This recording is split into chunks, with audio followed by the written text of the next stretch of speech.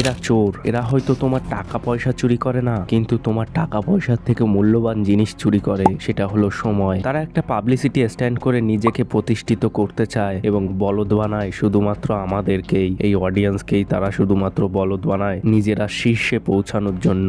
দেব, অঙ্কুশ এবং বড় বড় ইউটিউবাররাও তোমার টাইম চুরি করে নিচ্ছে শুধুমাত্র পাবলিসিটি পাওয়ার জন্য।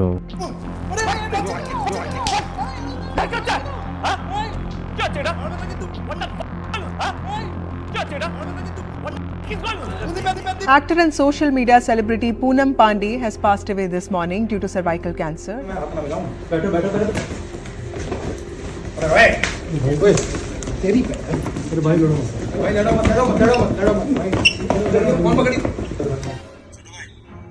এবং আমার ফেভারিট ভেন্ট্রিলা, একটা ছোট্ট কোয়েশ্চেন আছে। আমি খবর পেলাম যে 2023-এর 14ই ফেব্রুয়ারি নাকি তোদের 13 বছর, মানে তোরা প্রেম করছিস গত 13 বছর। নেক্সট কি, মানে বিয়েটা কি আদৌ করছিস?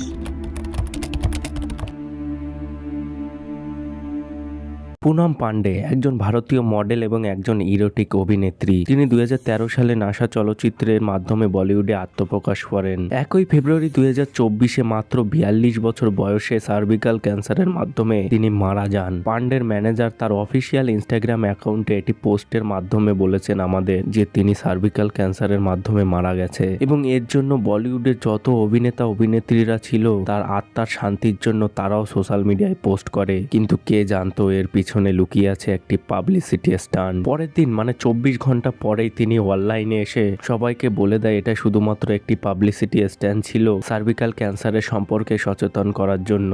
Hi everyone, it's Poonam. I'm sorry I've caused this tear and I'm sorry to those whom I've hurt, which is cervical cancer. Yes, I faked my demise. Extreme, I know. But suddenly we all are talking about cervical cancer, aren't we? তিনি ভেবেছিল এই সচেতন করার থেকে তিনি একটা ভালো মানুষে পরিণত হবে, তাকে সবাই ভালোবাসবে, কিন্তু সবাই তাকে ভরে ভরে ট্রোল করছে, গালাগালি দিচ্ছে। অল ইন্ডিয়া সিনে ওয়ার্কার্স অ্যাসোসিয়েশন মুম্বাই পুলিশ কমিশনারকে তার বিরুদ্ধে এফআইআর দায়ের করার দাবি করে। তিনি 100 কোটি টাকার মানহানি মামলারও মুখোমুখি হয়েছেন। ফাইজান আনসারি পান্ডের বিরুদ্ধে মামলা দায়ের করেছে তাকে লক্ষ লক্ষ মানুষের অনুভূতি এবং বিশ্বাসের সাথে হেনস্থা করার জন্য তার বিরুদ্ধে মামলা দায়ের করে। আজ থেকে 5 বছর আগে দেব তার হইচই আনলিমিটেড মুভির প্রমোশনের জন্য একটা ইন্টারভিউ দেয়, এবং ইন্টারভিউটা এমন ভাবে সাজানো হয়েছিল যে দেব খুব রাগী হয়ে গেছে এবং সে রিপোর্টারকে খুব মার মেরেছে। ভিডিওটা সোশ্যাল মিডিয়ায় খুব চলেছে, কারণ দেবের থেকে এটা প্রত্যাশা করে না অডিয়েন্স। যারা এই ভিডিওটি শেষ অবধি দেখেনি তারা হয়তো বুঝতেও পারেনি যে দেব কি সত্যি এরকম করেছে নাকি এটা একটা পাবলিসিটি স্টান্ট ছিল তার ওই হইচই আনলিমিটেড মুভিটা প্রমোশনের জন্য। মানে পুরো জিনিসটা বুঝতে হলে তোমাকে এই 10 মিনিট 21 সেকেন্ডের পুরো ভিডিওটা দেখতে হবে। আর এটা যদি না করা হতো তাহলে হয়তো এই 2 মিলিয়ন ভিউজও আসতো না।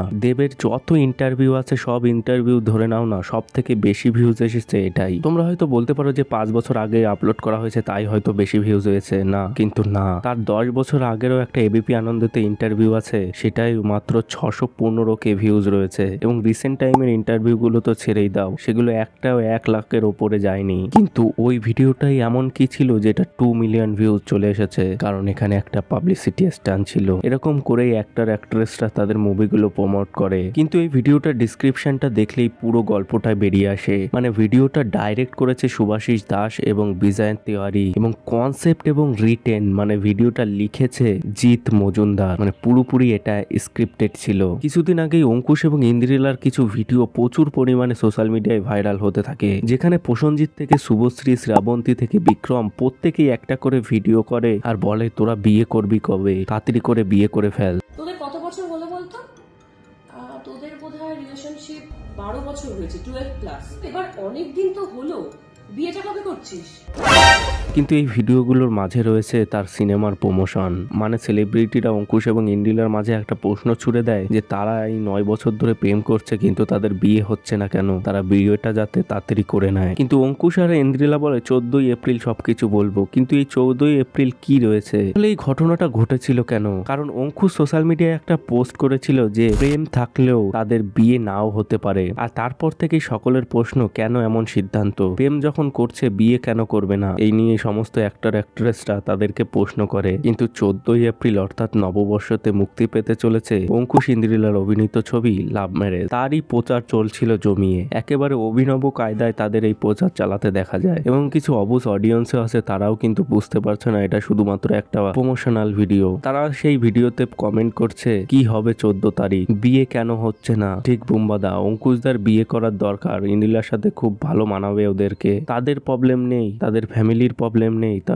আপনাদের কি প্রবলেম। মানে এই সমস্ত কমেন্টে ভরে রয়েছে ওই ভিডিওর নিচে। তারা বুঝতেই পারছে না এটা শুধুমাত্র একটা পাবলিসিটি স্ট্যান্ড। অনেকেই বলতে পারো এই পাবলিসিটি স্ট্যান্ড কি। পাবলিসিটি স্ট্যান্ড হলো একটি পরিকল্পিত ইভেন্ট যা ইভেন্টের আয়োজক বা তাদের কারণের প্রতি জনসাধারণের দৃষ্টি আকর্ষণ করার জন্য ডিজাইন করা হয়েছে। পাবলিসিটি স্ট্যান্ড পেশাদারভাবে সংগঠিত হতে পারে বা অপেশাদারদের দ্বারা সেট আপ করাও যেতে পারে। এই ধরনের ইভেন্টগুলি প্রায়শই বিজ্ঞাপনদাতা এবং সেলিব্রিটিদের দ্বারা ব্যবহার করা হয়, যাদের মধ্যে অনেক ক্রীড়াবিদও এবং অনেক রাজনীতিবিদও রয়েছে। কিছুদিন আগে হিন্দি ইউটিউবের দুই বড় ক্রিয়েটার ম্যাক্সট্যান এবং এলভিস যাদবের মধ্যে একটা মারামারি সৃষ্টি হয়, একটা কন্ট্রোভার্সি সৃষ্টি হয়। সেখানে তো এলভিস যাদব তার লোকজন এনে ম্যাক্সট্যানকেও মারে। অনেক বড় বড় নিউজ চ্যানেল তো বলছে এটা শুধুমাত্র একটা পাবলিসিটি স্ট্যান্ড ছিল।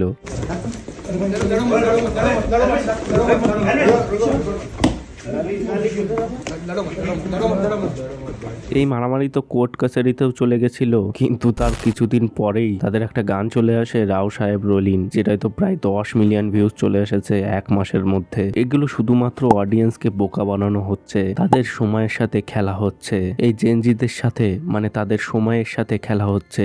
এখানে জেনজি মানে হলো 1997 থেকে 2012 সালের মধ্যে যারা জন্ম হয়েছে তাদেরকেই জেনজি বলা হয়। আমি ভিডিও শুরুতেই বলেছিলাম এরা চুরি করছে, এরা চোর। কি চুরি করছে?